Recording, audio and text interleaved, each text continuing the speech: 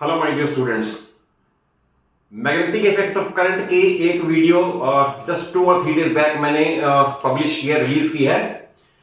उसमें क्या कंटेंट था मैं विद इन 2 मिनट्स तो वो रिवाइज करवा दूं एंड देन इसे कंटिन्यू करें। इस चैप्टर को थॉरोली समझ लेना। रीजन भी इसमें न्यूमेरिकल पार्ट तो कुछ भी नहीं है, बट थियोरेटिकल पार्ट बहुत इंपॉर्टेंट है, बहुत इंटरेस्टिंग है। और उसमें 1 और 2 मार्क का क्वेश्चन कैसे पिकअप होते हैं आप ये भी लर्न कर लेना, सो दैट इनके क्वेश्चंस को परफेक्टली आंसर कर सको।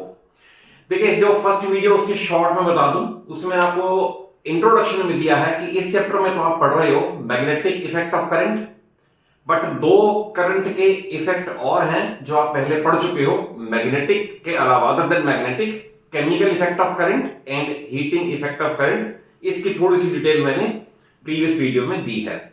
देन मैग्नेट वर्ड अराइज कैसे हुआ, और मैग्नेट में जो नेचुरली अकरिंग मैग्नेट है वो क्या है, और उसके बाद जो हमने मैन मेड मैग्नेट्स हैं जो हमने बना रखे हैं, आर्टिफिशियली बना रखे हैं, जैसे बार मैग्नेट का केस है, इनमें क्या डिफरेंस है, और उसके बाद pattern of magnetic field due to a bar magnet, ये मैंने लास्ट वीडियो में कवर किया। एंड उसके बाद मैंने सबसे इंपॉर्टेंट पार्ट जो कवर किया वो था ऑस्टेड एक्सपेरिमेंट। तो ऑस्टेड एक्सपेरिमेंट ये है कि whenever there is a current carrying conductor, then a magnetic field is produced around it. Again मैं रिपीट कर दूं, कोई भी करंट कैरिंग स्ट्रेट कंडक्टर होगा, उसमें से अगर करंट पास होगा तो उसके आसपास मैग्नेटिक फील्ड डेवलप हो जाएगा। और उसमें 2 हैं, एक है what is a pattern of magnetic field around a straight current carrying conductor. तो पैटर्न मैंने उस वीडियो में बता दिया, concentric circles near the wire. And then उसके बाद था what is direction of magnetic field due to a straight current carrying conductor. Then उसमें ये है कि direction is determined by right hand grip rule और राइट हैंड थंब रूल और corkscrew rule. 3 नाम है, लॉ एक ही है, जिसे हम थंब रूल कहें या ग्रिप रूल कहें। रूल वो ये है, अगर suppose if I hold a current carrying conductor in my right hand and point my thumb towards the direction of current, then the direction of encircling the finger to make the grip, ये encircling that is ये जा रहा है anti clockwise जा रहा है और यहाँ पे है, तो then the direction of encircling the fingers to make the grip determines direction of magnetic field, that is up, तो उस केस में एंटी क्लॉकवाइज, और डाउन तो क्लॉकवाइज। ये मैंने उस वीडियो में कवर कर दिया था। देखो उस वीडियो को, उसी टॉपिक को अब आगे एक्सटेंड करें कि what is pattern of magnetic field due to a circular current carrying conductor. That is हमने उस स्ट्रेट कंडक्टर का सर्कुलर कॉइल बना दी लाइक दिस। तो what is the pattern of magnetic field around it. तो देखिए एक्सपेरिमेंट में आप ये लिखोगे, we take a cardboard, make 2 holes in it, take a coil and make a circle and pass through these holes, इस तरह से जैसे बना रखा है, and connect the ends to the terminals of a battery through a key and a rheostat। ये rheostat किस लिए है, ये rheostat इसलिए है so that इसमें करंट को इंक्रीज या डिक्रीज किया जा सके। तो देखिए इसके अंदर व्हाट वी ऑब्जर्व, अगर सपोज हम इस कार्डबोर्ड पे आयरन फाइलिंग स्प्रिंकल कर दें तो हम 2 ही मेथड से कर सकते हैं मैग्नेटिक फील्ड पैटर्न को प्लॉट।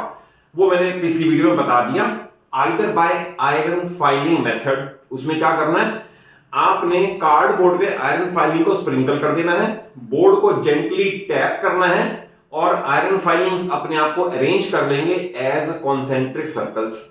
और अदरवाइज फिर आप कर सकते हो take a compass, place it, और जहां उसका पॉइंटर पॉइंट करे उसे डॉट्स को ज्वाइन करते जाओ, you get the pattern of magnetic field. वो दोनों सेम है। तो आपने क्या करना है, टेक अ कार्डबोर्ड, उसमें से 2 होल किए, कॉइल को सर्कुलर शेप देके बैटरी से, रियोस्टेट से और की से कनेक्ट कर दिया। अब लेटर से आयरन फाइलिंग स्प्रिंकल कर दी है हमने, तो जब हम की प्रेस करेंगे और बोर्ड को जेंटली टैप करेंगे तो what will be our observation. तो we will observe that they arrange themselves as concentric circles near the hole and tend to become straight lines in the middle of the coil। That is यहां पर straight line की tendency होगी और यहां पर circles की tendency होगी। तो ये तो हो गया इसका पैटर्न। देन इसके बाद डायरेक्शन डिसाइड करने के लिए again we will have to fall back upon the जो Maxwell right hand grip rule और थंब रूल और कॉर्क स्क्रू रूल। देखिए कैसे, अगर सपोज यहां बैटरी का पॉजिटिव है तो इस एंड पे करंट इज गोइंग अप। अगर current is going up then direction of encircling the finger is anticlockwise. तो यहां पर आप एरो ये लगाओगे anticlockwise, like this, anticlockwise. अब यही करंट जब ऐसे पास होके जाएगा और उधर it is going downward, again right hand की ग्रिप बनानी है, करंट जिधर जा रहा है उधर थंब को पॉइंट आउट करना है, थंब इस तरह से, and encircling the finger is now clockwise. तो इसमें मार्किंग करनी है clockwise, like this, it is clockwise, like this, clockwise. तो आप ये देखेंगे इस तरह से, जहां मिडल आया, मिडल में दोनों तरह के मैग्नेटिक फील्ड की लाइंस स्ट्रेट हो गई। तो that is in the centre of the coil magnetic lines have become parallel straight lines like this. तो pattern of magnetic field around a circular current carrying conductor ये है। But अगर circular को many turns बना दें, अगर suppose मैं कहूं अ लॉन्ग सिलेंडर, एक लॉन्ग कॉइल है इंसुलेटेड कॉपर वायर की, और उसके लार्ज नंबर ऑफ टर्न्स बना दें, तो now it is called solenoid. तो अब क्या पढ़ना है?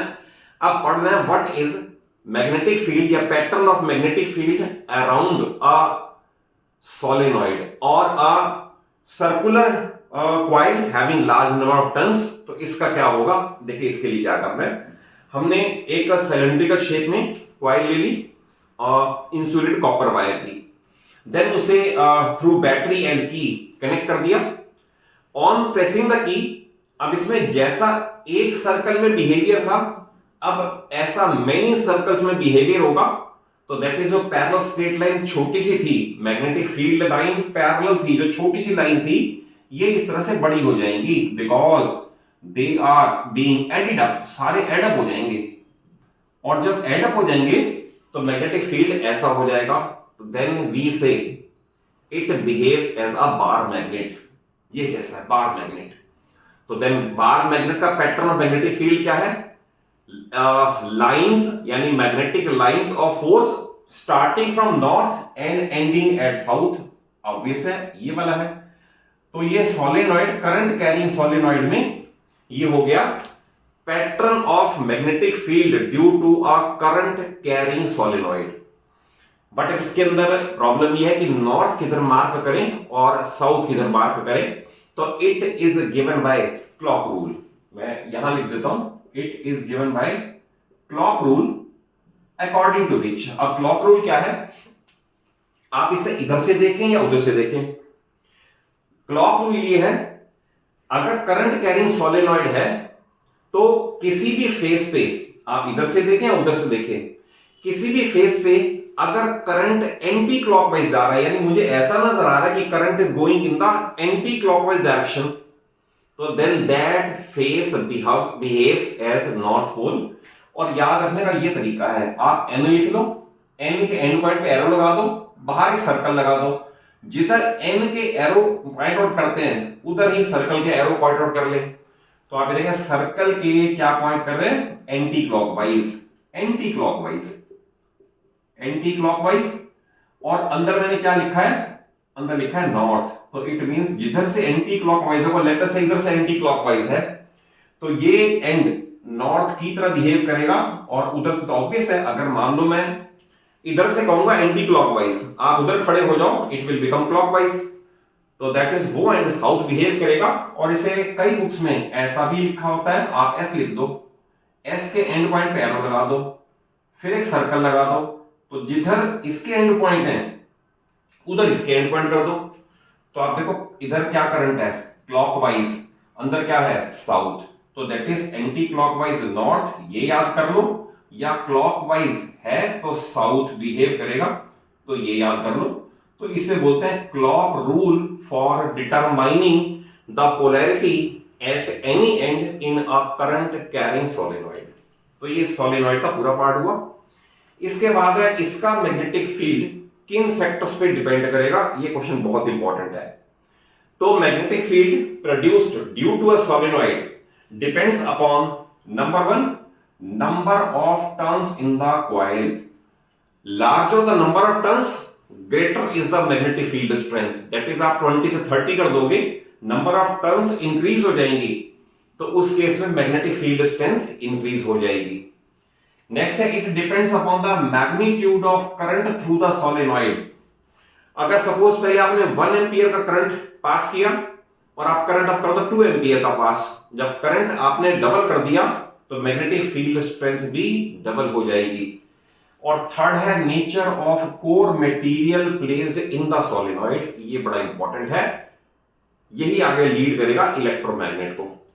अगर सपोज इसमें हम एक सॉफ्ट आयरन कोर, मैं यहां लिख देता हूं, सॉफ्ट आयरन कोर प्लेस कर दें तो इसका magnetic field strength many times increase हो जाएगा, and now it is called electromagnet. तो व्हाट इज इलेक्ट्रोमैग्नेट? सोलेनॉइड में सॉफ्ट आयरन कोर को प्लेस कर दो, now it is behaving as a electromagnet. तो एक बड़ी इंपॉर्टेंट बात यह है कि जो परमानेंट मैग्नेट है उनके अंदर हम पोलैरिटी चेंज नहीं कर सकते। अगर सपोज ये NS लिखा है तो इन एनी केस हम इधर नॉर्थ और इधर साउथ नहीं कर सकते, पोलैरिटी फिक्स्ड है। बट इसका बड़ा इंपॉर्टेंट पॉइंट ये है कि polarity can be reversed by reversing the direction of current।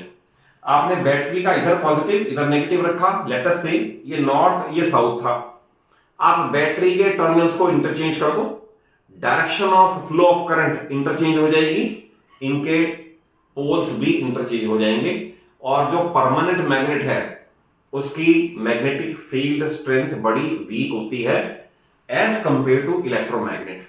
Electromagnet 1000 times ज्यादा पावरफुल है as compare to permanent magnets. वो बनते हैं बेसिकली आपके जो स्टील एलॉयज हैं उनसे बनते हैं, या जिसे बोलते हैं निपर मैग एलॉय है उस, या एल्निको है। लेटर से सबसे अच्छा है एल्निको। एल्निको क्या है? Aluminium nickel cobalt and iron की एक एलॉय है, तो इससे बनता है alnico, aluminium nickel cobalt and iron. तो ये परमानेंट मैग्नेट इससे बनते हैं। बट टेम्परेरी मैग्नेट कैसे बनेगा? ये इलेक्ट्रोमैग्नेट वाला टेम्परेरी मैग्नेट है। एक इसका और पॉइंट बड़ा इंपॉर्टेंट है कि इसकी मैग्नेटिक फील्ड स्ट्रेंथ फिक्स्ड है, हम चेंज नहीं कर सकते, ना इंक्रीज ना डिक्रीज। बट इसके अंदर magnetic field strength can be increased और decreased by changing the number of turns और करंट थ्रू द सोलेनॉइड। तो इसकी पावर बहुत ज्यादा है एज कंपेयर टू इसकी। और इसके यूजेस में अगर कहें तो जितने भी स्क्रैप वाले होते हैं, स्क्रैप में उन्हें पर्पस होता है फेरस स्क्रैप अलग कर देना, दैट इज लोहे की सारी आइटम सेपरेट हो जाए और नॉन फेरस अलग हो जाए। तो उस स्क्रैप के ढेर में अगर सपोज एक इलेक्ट्रोमैग्नेट ऊपर हैंग कर दें तो इलेक्ट्रोमैग्नेट स्मॉल पिन से लेकर हैवियर आयरन ऑब्जेक्ट को लिफ्ट कर लेगा, उठा लेगा, और नॉन फेरस तो नीचे रह जाएगा, फेरस स्क्रैप सारा ऊपर हो जाएगा, जिसे लिफ्ट करके जहां तक भी ले जाना है वहां तक ले जाए, वहां जाके करंट स्विच ऑफ कर दे।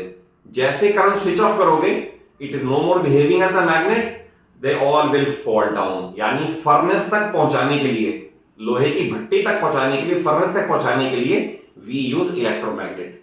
Other than that heavy ingots लोहे के जो होते हैं वो उठाने के लिए हमारे पास मैकेनिकल पावर इतनी नहीं होती कि उसे उठा सकें, बट इलेक्ट्रोमैग्नेट उस हैवी इंगट्स को उठा के ट्रांसपोर्ट कर देगा from one place to another place.